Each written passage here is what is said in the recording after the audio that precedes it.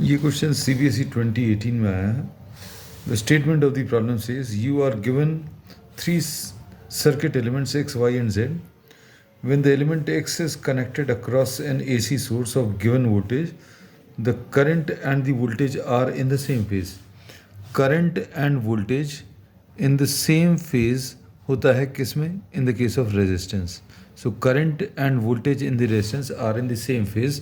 Therefore, obviously, the first conclusion which we can draw is that X is a resistance. अब उसके बाद when the element Y is connected in series with X, अब हम लोगों ने X के साथ में सीरीज में, X के साथ में सीरीज में ये एक एलिमेंट Y लगा दिया, एलिमेंट Y. अब इन्होंने क्या कहा है? When the element Y is connected in series with X across the same source, voltage is ahead of the current. Voltage is ahead of current. तो अब हम लोग ये बोलते हैं कि VR is in phase with current and VL leads the current by 90 degrees. But now since both are connected in series, तो VR भी रहेगा और VL भी रहेगा. So when the element Y is connected in series with X across the same source, जब दोनों को connect कर दिया तो इसका जो रिजल्टेंट पोटेंशियल डिफरेंस आएगा वो ऐसा कुछ आने वाला है. This will be the resultant potential difference and this resultant potential difference leads the current by π/4, ऐसा कुछ दिया हुआ है.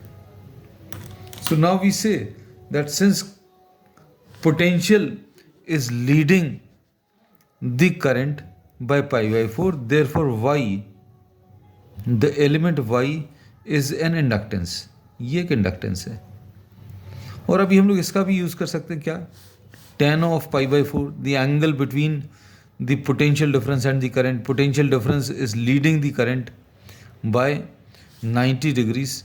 So tan of π/4 will be equal to perpendicular. This perpendicular is VL. VL divided by VR.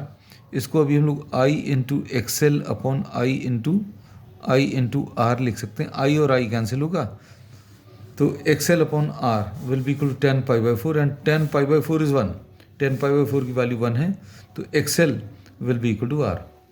ये दो conclusions निकले क्या? कि Y जो है एक इंडक्टेंस होगा. क्यों? क्योंकि पोटेंशियल डिफरेंस लीड कर रहा करंट. दूसरा, फेज एंगल π/4 है. इसको सॉल्व करने पर इंडक्टिव रिएक्टेंस जो है रेजिस्टेंस के बराबर आया. अब इसके बाद तीसरा statement, but the current is ahead of the voltage in phase by π/4. Current lead कर रहा है π/4 से when Z is connected in series with X. अब X तो रेजिस्टेंस है, X इज रेजिस्टेंस. अब इस रेजिस्टेंस के साथ इन्होंने कौन सा एलिमेंट Z लगा दिया, एलिमेंट Z. और इससे अब हम लोगों को क्या मिला कि current is leading. Current lead कहाँ पर करता है? ये करंट है. ये potential difference is in phase with current for the resistance. ये तो अभी हम लोग मालूम है. But the VC, the value of VC is drawn downwards because in case of capacitance current leads the potential difference. Current जो है potential difference को लीड करता है.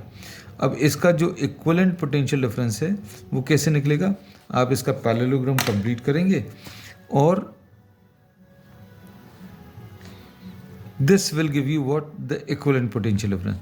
The equivalent potential difference is leading the current by π/4.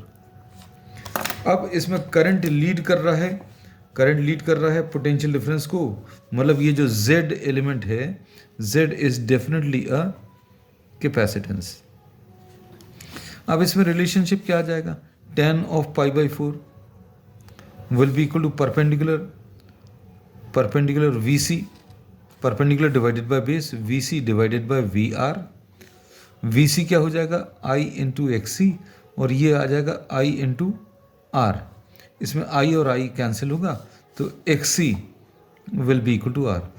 तो अब हम लोगों को इससे, ये तीसरे स्टेटमेंट से दो कंक्लूजन्स मिले।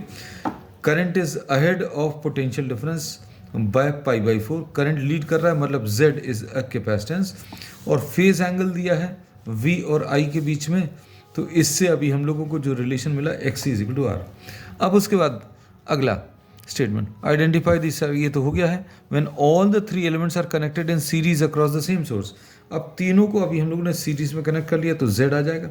Z will be equal to √R² plus XL minus XC का होल स्क्वायर। अब ये तो R² लिख लिया, XL की वैल्यू भी R है और XC की वैल्यू भी R है, तो Z की वैल्यू कितनी आ जाएगी? R। So this Z is found to have a minimum value, और Z अगर मिनिमम है तो करंट जो है मैक्सिमम आएगा, और ये कितना आ जाएगा? V divided by Z minimum, और ये V ऐसा ही रहेगा और Z की value is R। So this current is found to be having a maximum value, and this is the condition, this in fact is the condition for resonance, जहाँ पर Z की value minimum होती है, और resonance के लिए Z minimum होगा, current maximum होगा, पावर भी मैक्सिमम आएगा।